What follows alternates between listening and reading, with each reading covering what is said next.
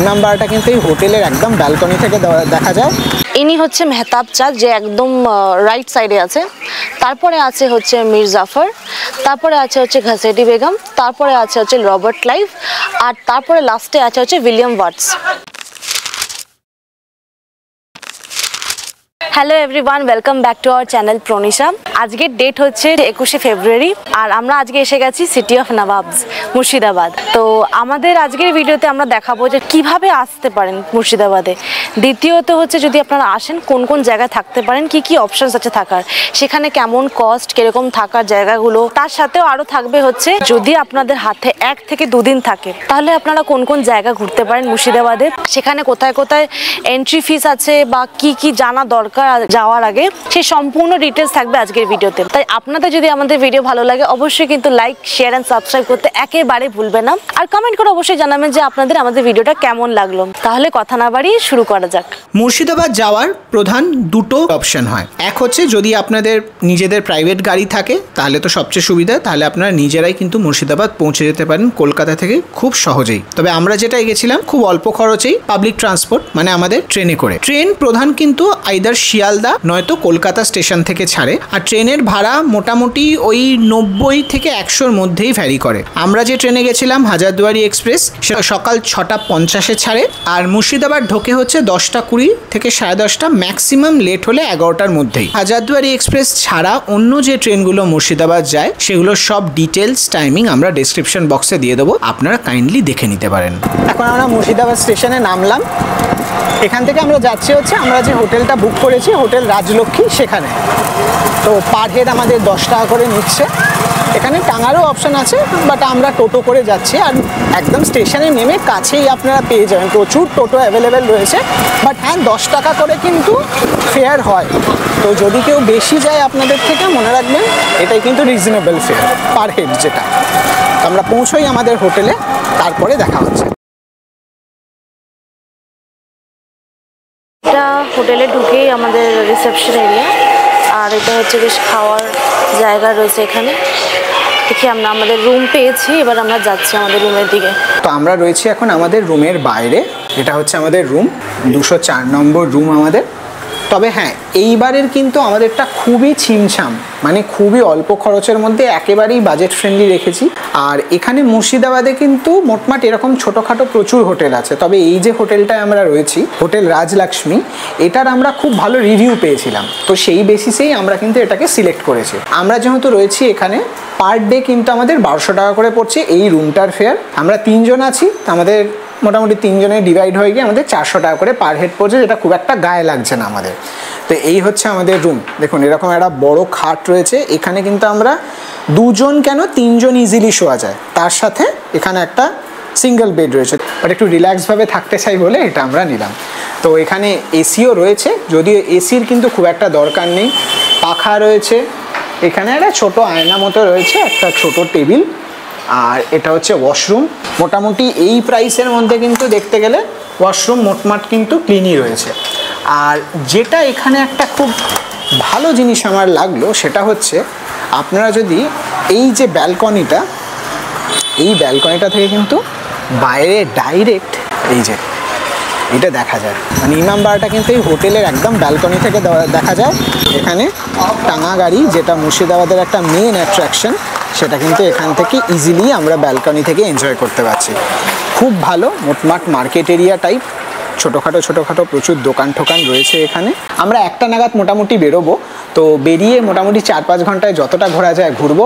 কালকের আমাদের সকাল থেকে পুরো ট্রিপটা শুরু হবে। তো এখন ফ্রেশ হয়ে তারপর আমরা দেখছি যে এখানে লাঞ্চে কী আমরা খাই। আর এখন এসে গেছি আমরা খেতে। তো আমরা দেখিয়ে দিই আমাদের মোটামুটি থালিতে কী রয়েছে।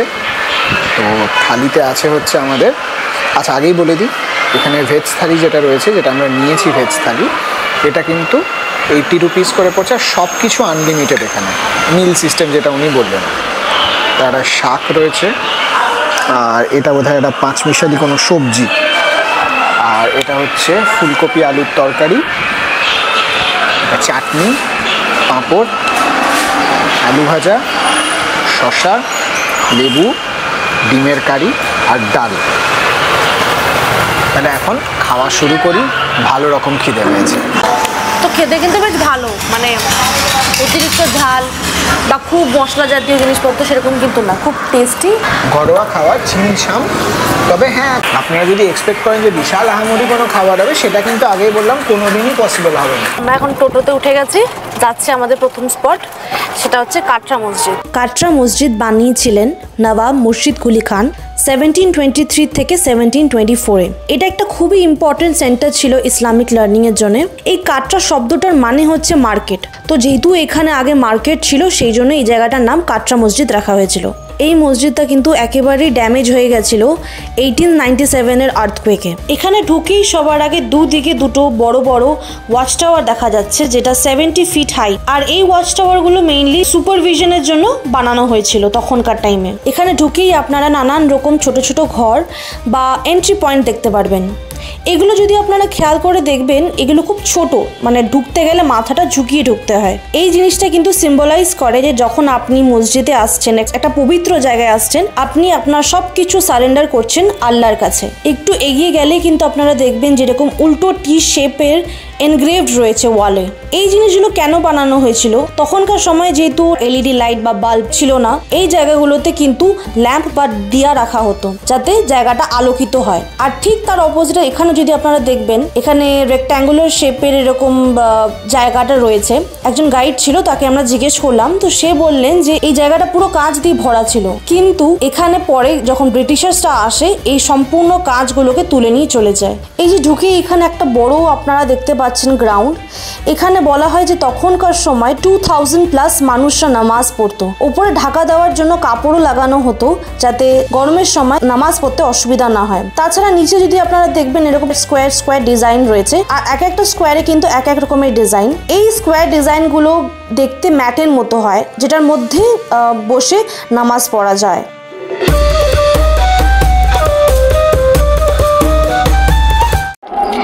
এই যে এখানে আপনারা দেখতে পাচ্ছেন, এটা পেছনের দিকে, মানে যেখান দিয়ে আপনার এন্ট্রি হচ্ছে সেটার একদম পেছনের দিকে। এখান থেকে সিঁড়ি দিয়ে নেমেই আপনারা এই সাইড থেকে বা ওই সাইড থেকেও আপনারা দেখতে পারবেন। এই যে ঢুকে মুর্শিদ কুলি খানের যে কবরটা, সেটা কোথায় আছে আমি আপনাদেরকে বলে দিই। এই যে এইখানে ওনার কবরটা রয়েছে। এবার একটা প্রশ্ন আসতেই পারে যে এখানে কেন সিঁড়ির নিচে ঠিক রয়েছে জিনিসটা, তো এরকম সাধারণত দেখা যায় না। তো এটার মেইন কারণ হলো যে মুর্শিদ কুলি খান চেয়েছিলেন যে জীবনে যদি কোনো রকম পাপ করে থাকেন তাহলে তার কবরটাকে এমন জায়গায় রাখা হোক যেখান থেকে মানুষের পায়ের ধুলো পড়ে তার যত পাপ আছে সেগুলো যাতে মিটে যাক।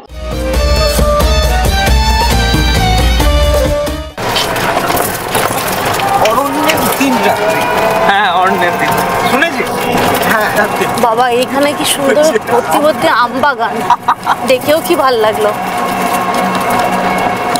এই যে আমরা চলে এসেছি এখন আমরা জাহানকোষা কামানের এখানে। জাহানকোষার নামের মানে হলো যে ওয়ার্ল্ড ডিস্ট্রয়ার, মানে পুরো পৃথিবীকে যে ধ্বংস করার ক্ষমতা রাখে। এটা বিভৎস ভারী। আরেকটা জিনিস হচ্ছে যে এই কামানটা কিন্তু অষ্ট ধাতু দিয়ে তৈরি, যার ফলে এত পোক্ত। আর একটু খেয়াল করে যদি দেখুন এখানে কোনো রকম রাস্ট পড়েনি এটাতে। এখানে আর একটা অদ্ভুত জিনিস দেখলাম, সেটা হচ্ছে এই লোহার যে শিকলগুলো যেগুলো রয়েছে সেগুলো গরম, তবে কামানের বডিটা কিন্তু পুরো ঠান্ডা। ওখান থেকে বেরোবে, কলকাতায় গিয়ে পড়বে। এই বলো না এইসব কথা। সত্যি মাইরি। এটা হলো গিয়ে যেখান থেকে কামানের গোলাগুলোকে এখান দিয়ে ঢোকানো হতো। আর এর ওপরে এই যে ওপরে যদি দেখেন, এখানে একটা গোল মতো রয়েছে, যার ভেতর দিয়ে কি আগুনটা দেওয়া হতো, যার ফোর্সে কামানটা এখান দিয়ে বাইরে থেকে বেরিয়ে যেত। তবে এখানে একটা খুব অদ্ভুত জিনিস আমি দেখলাম, মানে ডেফিনেটলি এইসব কর্ম এখানে করা হয়। এখানে লেখা রয়েছে, do not climb on the cannon, কামানের ওপর আরোহণ করবেন না। তার মানে লোকজন যারা এখানে আসেন কামানের ওপর ওঠেন। তো এটা একটা আর্নেস্ট রিকোয়েস্ট যে যদি কেউ এখানে আসছেন দয়া করে এই কামানগুলোর ওপর উঠবেন না। এটা আমাদের যতই হোক একটা ঐতিহাসিক জিনিস, তো সেগুলো নষ্ট হয়ে গেলে খুব খারাপ লাগে। তো এটা আমরা মেনটেন করি, সেটাই আপনাদের কাছ থেকে আমাদেরও একটা রিকোয়েস্ট রইল। এটা হচ্ছে ভাগীরথী নদী, এটার ওপারে যাব আমরা। এই নৌকোর মধ্যে কিন্তু টোটো বলুন, বাইক বলুন, তারপরে আরও অনেক বাইক উঠেছে, টোটো উঠেছে এখানে, তারপরে ভুটভুটি গাড়ি ঠাড়ি উঠে সবগুলোই কিন্তু এই আপনার নৌকো করেই পারাপার করে ওনারা। আমাদের কিন্তু আপ ডাউন যেটা সেটা টোটাল পড়ছে আমাদের 80 টাকা, টোটোটাকে ইনক্লুডেড নিয়ে একসাথে, মানে 40 আপ আর 40 ডাউন। এই ভাগীরথী কিন্তু এগিয়ে গিয়ে ওটা ওখানে আমাদের হুগলি নদী হয়ে ওঠে, ভাবে যাচ্ছে বাংলাদেশে চলে যাচ্ছে, একটা হুগলি আমাদের দিকে চলে। ঠিক, আমরা এখন চলে এসেছি হচ্ছে কোষবাগকে। কোষবাগটা কিন্তু ওটাকে খুশবাগও বলে, মেইনলি হচ্ছে যে গার্ডেন অফ হ্যাপিনেস, সেই হিসেবে বানানো নামটা। স্ট্রাকচারগুলো এত সুন্দর এখানে বানানো, মানে একবার সোজা দেখিয়ে দাও। এখান থেকে যদি কেউ ঢুকে বাইরে পুরো দেখে, স্ট্রেট স্ট্রাকচারটা অদ্ভুত সুন্দর করা রয়েছে। এই জায়গাটাতে আলিবর্দী খান মানে যে নবাব ছিল, তার থেকে সিরাজউদ্দৌলা অবধি মানে সেই পুরো ডাইনেস্টিটার যত কবর আছে, ওদের ফ্যামিলি মেম্বার্স বা কিছু, সেই সবার সমাধি কিন্তু এইখানে পাওয়া যাবে কোষবাগে। কিন্তু আমরা কালকে যাবো আরেকটা জায়গাতে, সেটা হচ্ছে জাফরগঞ্জে, মীর জাফরের ফ্যামিলির সিমেট্রি। সেইখানে আবার মীর জাফর থেকে যত ওদের ফ্যামিলি মেম্বার্স বা এখন অবধি যারা ওদের আছে, তাদের সমাধি ওখানে হয়। এখানে কিন্তু এন্ট্রি টিকিট লাগেনি কোনো রকম। এইখানে যে কবরটা আপনারা দেখতে পাচ্ছেন, এইটা হচ্ছে সিরাজউদ্দৌলার কবর।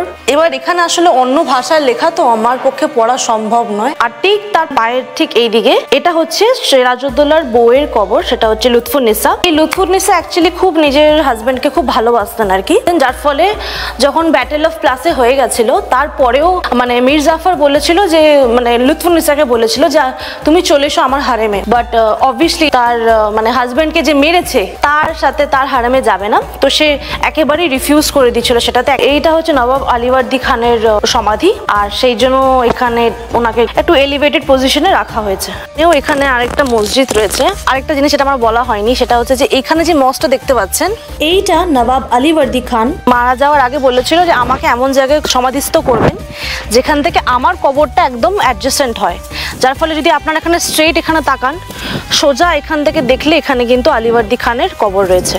এখানে যারা নবাবরা থাকতো, তারা মস্কে প্রেয়ার করতে ঢোকার আগে এই জায়গাটাতে ওরা হাত পা সব ধুয়ে স্নান টান করে তারপর ওরা মস্কে ঢুকতো। এই জন্য এই জায়গাটা বানানো। আপাতত এখানে কোনো জল নেই, বাট তখনকার ছিল। আজকে আরো একটা খুব ভালো একটা ইনসিডেন্ট হলো আমাদের। আমরা যখন আজকে ট্রেনে করে আসছিলাম, তো আমরা আমাদের আজকে ইউটিউবে যে একটা এক্সটেন্ডেড ফ্যামিলি, তার সাথে আমাদের দেখা হয়েছিল। একজন বয়স্ক মানুষ ছিলেন, সে আমাদের ইউটিউব ভিডিও দেখে, আমাদেরকে দেখে চিনলেনও। As a new content creator আমার মনে হয় যে এই জিনিসটা খুব ভালো লাগে। তো এটাই যে এটা খুব ভালো একটা জিনিস হলো আমাদের সাথে, সেটা আপনাদের সাথে শেয়ার করার ছিল। আমরা এখন চলে এসেছি হচ্ছে কিরিটেশ্বরী মন্দিরে।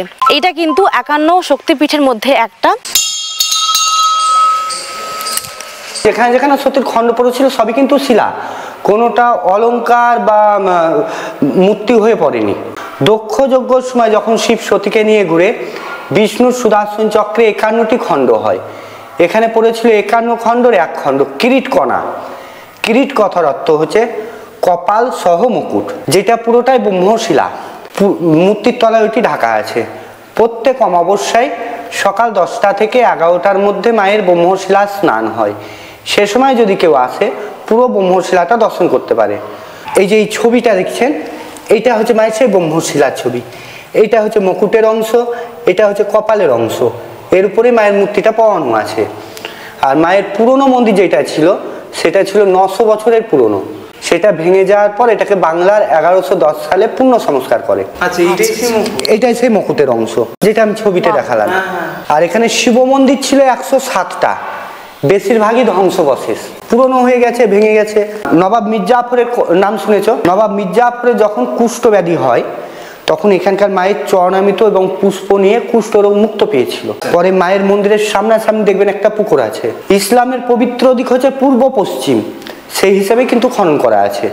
আমাদের হিন্দু রাজার খনন হলে হতো উত্তর দক্ষিণ, না হলে চারকোনা হতো। মায়ের মূল মন্দিরটা এই জায়গাতেই ছিল। আর আশেপাশে ছিল শিব মন্দিরের ছড়াছড়ি 107।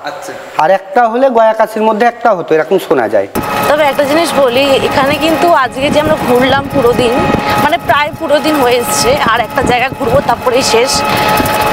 ওয়েদার কিন্তু দুর্দান্ত ছিল, মানে কোনো জায়গায় আমাদের কোনো অসুবিধা হয়নি। এখন ফেব্রুয়ারি মাস চলছে, কিন্তু কোনো অসুবিধা হয়নি। একটা সুন্দর হালকা মানে রোদ আছে, হাওয়া আছে, আর এখানে চারিপাশে এত গাছগাছরা, এত মানে সুন্দর লাগবে।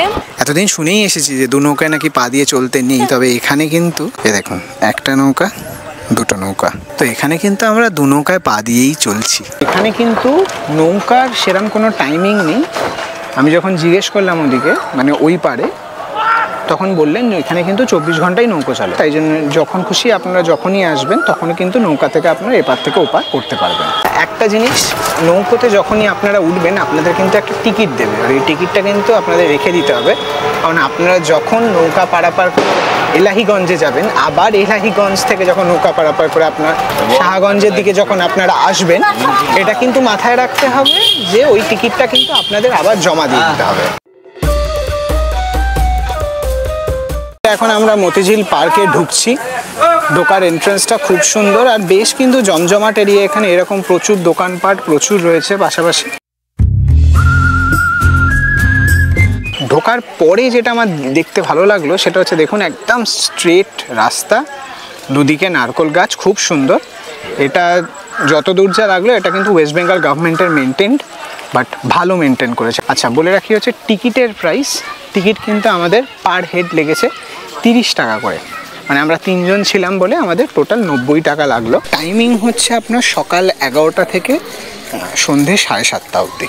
ভেতরে শুনেছি টয় ট্রেন রয়েছে, বাট টয় ট্রেনের জন্য প্রাইস অ্যান্ড অল কিন্তু আলাদা, সেটা আমাদের ভেতরে গিয়ে কাটতে হবে। বাট জায়গাটা খুব সুন্দর। আপনারা যদি কেউ কলকাতার ইকো পার্ক এসে থাকেন, অনেকটা ইকো পার্ক ভাইব দিচ্ছে আমাকে। এই যে সামনে আছে হচ্ছে মুর্শিদ কুলি খানের একটা স্ট্যাচু। আচ্ছা একটা কুইক কোয়েশ্চেন, তোমার কি মনে হয় মুর্শিদ কুলি খান মানে কি রিলিজন? দেখবে না মুসলিম মনে হয়, বাট মনে হচ্ছে কথা শুনে তোমার হিন্দু।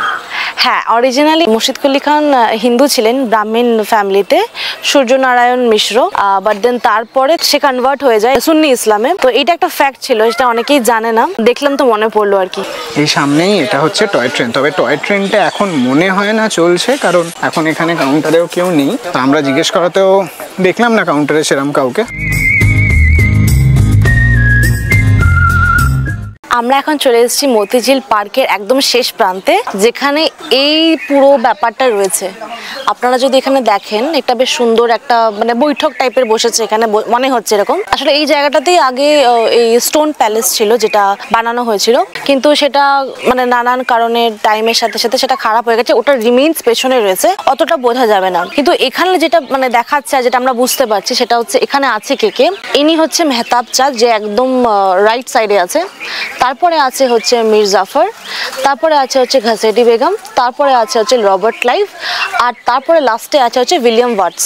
এখানে যে ক্যারেক্টারগুলো রয়েছে, এখানে আমরা মীর জাফরের ব্যাপারে জানি, আমরা কালকে আরো জানবো। রবার্ট ক্লাইভের ব্যাপারে তো নিশ্চয়ই জানি। মেহতাব চাঁদেরও বাড়িতে কালকে আমরা যাবো, যেটা বলা হয় ওনার বাড়ি। তাছাড়া এখানে আরেকজন যে আছে ঘাসেডি বেগম, যে একদম মাঝখানে বসে আছে, তার ব্যাপারে আমি আপনাদেরকে একবার বলে দিই। তো ঘাসেডি বেগম একটা খুব ইম্পর্টেন্ট পার্ট প্লে করেছিলেন সিরাজউদ্দৌলার যে একটা কনস্পিরেসি হয়েছিল সেটার মধ্যে। আলিবর্দী খান যে ছিল, তার 3টে মেয়ে থাকে। 3টে মেয়ে, প্রথম মেয়ে ছিল হচ্ছে এই ঘাসেডি বেগম, দ্বিতীয় মেয়ে ছিল হচ্ছে মাইমুনা বেগম, আর লাস্টে ছিল আমিনা বেগম।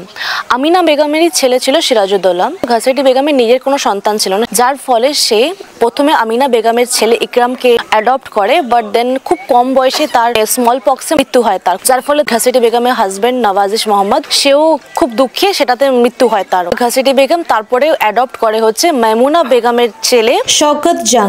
এবার ঘাসেডি বেগম চেয়েছিল যে আলিবর্দী খানের পর ওনার ছেলে শওকত জাং নেক্সট নবাব হোক, কিন্তু আলিবর্দী খান নিজের পরে সিরাজউদ্দৌলাকেই as a perfect fit for the next nawab ভেবেছিলেন, আর ওনাকেই সিংহাসনে বসান। ঘাসেডি বেগমের যেটা ইচ্ছা ছিল সেটা কোনোভাবেই পূর্ণ হলো না, তো স্বাভাবিক তার একটা মনে ক্ষোভ ছিল, যে নিজের একটা স্বার্থ ছিল, যার ফলে সেই স্বার্থটা পুরো করার জন্যই, সিরাজউদ্দৌলাকে সরিয়ে দেওয়ার জন্যই এই পুরো চক্রান্ততে সেও ঢুকেছিল।